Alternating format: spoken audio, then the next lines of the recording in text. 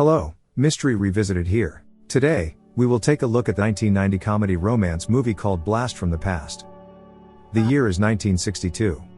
Calvin and Helen are throwing a party at their house.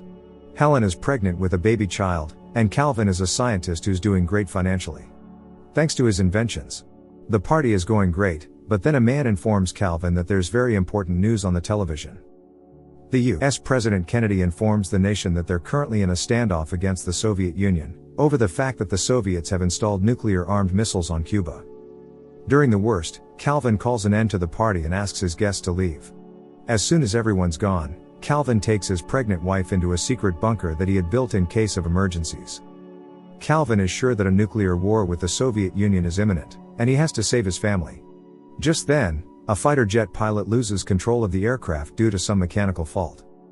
He ejects himself out of the plane, and the jet crashes straight into Calvin's house. The huge impact causes Calvin to believe that his hunch was right and the nuclear war had started. He locks himself and his wife inside the shelter, stating that they keep themselves from getting contact with the radiation. Calvin tells his wife that the radiation will stop taking effect in exactly 35 years. So, that's 35 years of their lives that they need to spend inside that bunker. But fear not, Calvin was already prepared, and he had a whole bunker designed to look like their actual home. Helen doesn't take this revelation too happily, and Calvin stresses that there's no need to worry and he's prepared for everything. Calvin has enough food, power and water supply to last them for years. Helen gives birth to their son, Adam. Being a scientist and inventor, Calvin can pretty much make anything. He makes a handy TV that projects reverse images and can only play recorded film tapes. And they get busy living their lives underground. Their property has been sold off, and the construction of a malt shop takes place right above them. While the life above moves on its pace, Adam gets raised in the culture of 1962, watching the TV shows from that timeline. Calvin grows up without any outside connection and is always there with his mom and dad. In 1975, Calvin showed some stocks to Adam, which he had bought before the nuclear bombing. Adam keeps the stock papers even though he believes there isn't much value in them. Adam also collects his dad's baseball cards, which took him years to collect. 1995. Calvin and Helen have grown old, and it's Adam's 33rd birthday. Helen gives him her self-made coat, and Calvin gifts him his newly designed roller skates. For his birthday wish, Adam tells his parents that he wishes to meet a girl. Calvin says that there's only 2 years left and that Adam might see the girl of his dreams. Exactly 2 years later, the lock to their bunker starts unlocking itself. Calvin opens the huge door, and when he finally steps out of it, he confirms that there's no radiation present outside. They all get excited, but when Adam asks if he can go see the outside world, Calvin replies they still need to be cautious as they don't know how the world has turned out to be in the last 35 years. The outside world is as bad as it pretty much always is. Two homeless people are talking to each other, then they experience an earthquake. The ground below slowly opens up, and one of the homeless men is sure that he's seeing God. But it's just Calvin in his radiation suit to check if the outside world is worth coming to. Calvin goes around and sees people eating from the garbage, sick people vomiting everywhere, and violent gangs roaming around with firearms. Overall, Calvin concludes that the world outside is done for, and they're going to continue living down in the bunker. However, Helen has had enough of living underground for 35 years and wants her son to experience real life. Calvin and Helen have a fight, resulting in Calvin having trouble with his heart. Helen says that she needs to take care of him and cannot leave his side. So, Adam volunteers to go outside and bring the necessary items for his father's survival. Helen hands his son a shopping list and some quick advice on surviving outside. Adam gets his things packed and bids farewell to his dad, who suggests finding a healthy girl and bringing her home, so that he has someone to live with when his parents eventually leave him. Most importantly, Calvin warns him not to visit the evil adult bookstores. With that, Calvin gets out of the bunker, and the homeless man yet again confuses him for God and asks him for forgiveness, since he believes he has made a mess out of the life which was given to him. Not fully understanding what he's talking about, Adam gives some words of encouragement and gets on his way. Adam can't help but smile as he looks at the sky for the first time in his life. He sees a black woman as well, and just a couple of steps away from his house, Adam finds the adult bookstore, which his father warned him against visiting. Adam gets to a grocery store, and he has a long list of items to buy.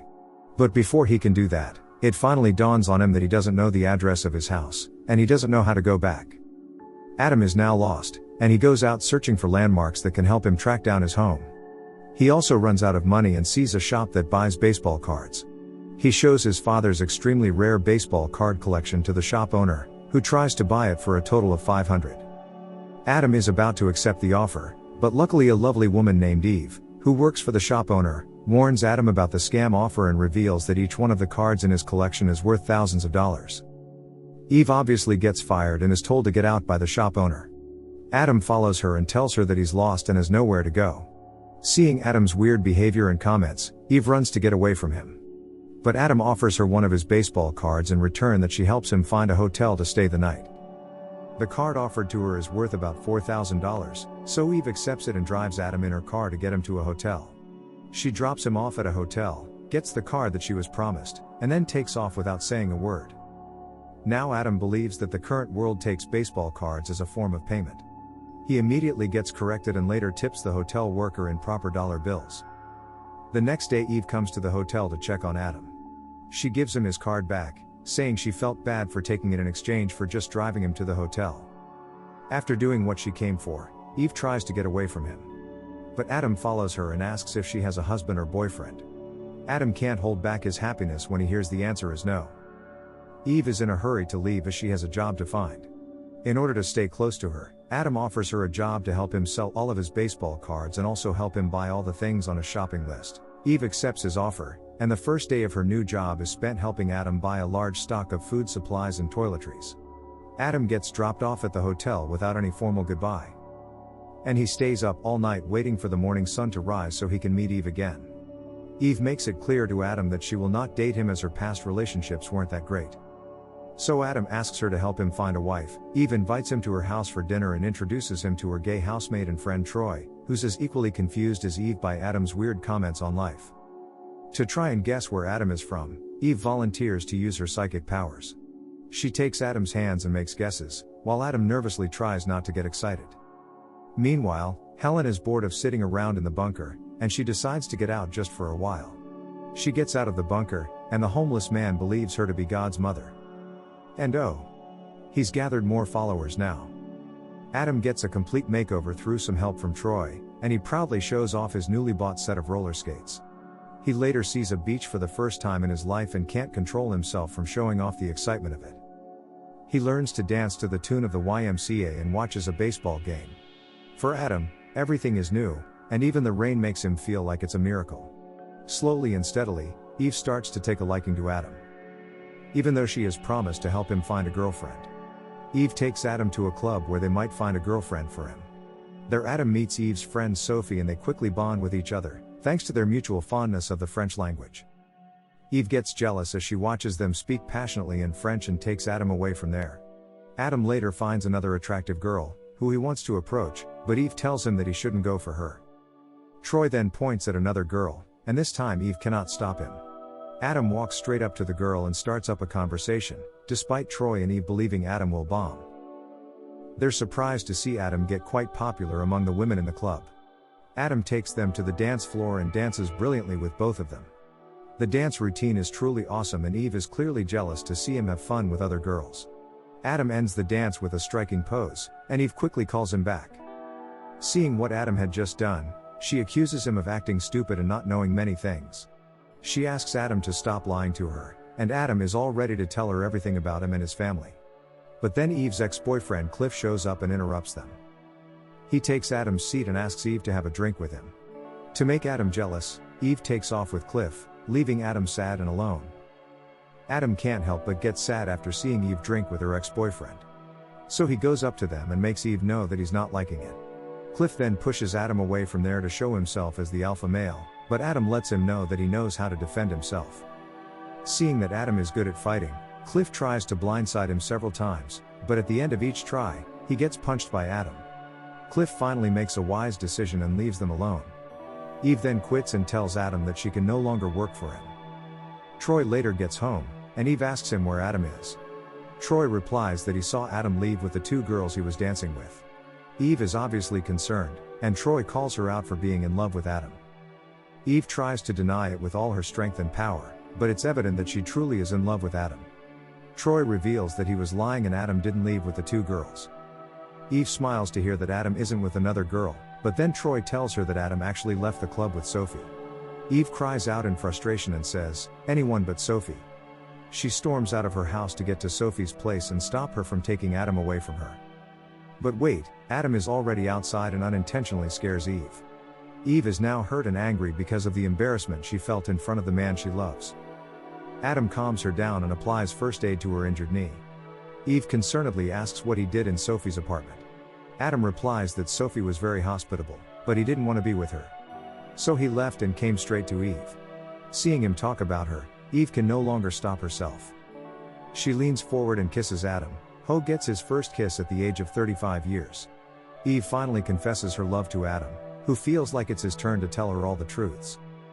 He tells Eve about how his father and mother took shelter in their bunker from a Soviet Union's airstrike and how he was born and raised in that bunker. He tells Eve that he spent all of his life underground until he came out a few days earlier, and now that Eve loves him, he can take her to his bunker where they can live together forever. It's quite understandably hard for Eve to take it all in, and she politely asks Adam to leave, who happily believes that everything is going to be great. The next day, while driving around in his van, Adam stops after noticing the adult bookstore which he had seen on his first day outside of the bunker. The Homeless People's Church is praying for the Lord to show some sign that they're not alone. And just then, Adam opens the door to check if he's actually found his home. He confirms after seeing the homeless man and leaves. While the homeless man faints in shock, he goes to Eve to tell her the good news. But Eve has invited some doctors to help with his mental condition. Eve thinks that Adam is delusional based on the story he told her last night. And the doctors want to take Adam to their mental hospital to cure his mind. Adam tells Eve that he's finally found his home and wants to go back. But this only makes Eve believe that Adam is indeed delusional, and he gets taken by the doctors. While Adam tries to run away, Eve finally accepts the fact that she loves Adam no matter how stupid he or his story seems. Adam gives all his remaining baseball cards to Eve and drives away in his van to go back home. He finally gets home and is warmly welcomed by his parents. And the homeless man has followed him to his house. Anyway, Eve and Troy later find out that Adam has taken all the food supplies which he had bought. They go to Adam's hotel hoping to find him, but Adam isn't there. Troy then finds some stock certificates of some pretty big companies that Adam left behind, dating back to 1961. Troy calls the stock exchange and finds out that the stocks are worth up to millions of dollars. Meanwhile, with some help from the homeless church, Adam is moving the food supplies and other essentials from the van to his bunker. Troy and Eve go to the adult bookstore as Adam had previously cited it to be his home. But the bookstore owner makes it clear that Adam isn't there. There are a lot of things at the store, but no one named Adam. Discouraged and defeated, Troy and Eve leave in their car. But on their way, Eve sees Adam and calls for him. She gets out of his car, jumps straight into Adam's arms, and kisses him. He takes her to visit his mom and dad, who are extremely excited to see that their son has finally found a girlfriend. Adam tells his parents that he's leaving with Eve and will get back in 2 months after he sorts everything out for life in the bunker. Adam and Eve sell the stocks for millions of dollars and buy themselves a nice home. Adam gets his parents back into civilization. While Calvin is mesmerized to see the technological advancement in 35 years, Helen is just happy to be back outside. In the end, it's a happy family living freely in the outside world. And that's the end of the video. If you made it to the end and enjoyed the video, please leave a like to help the channel out.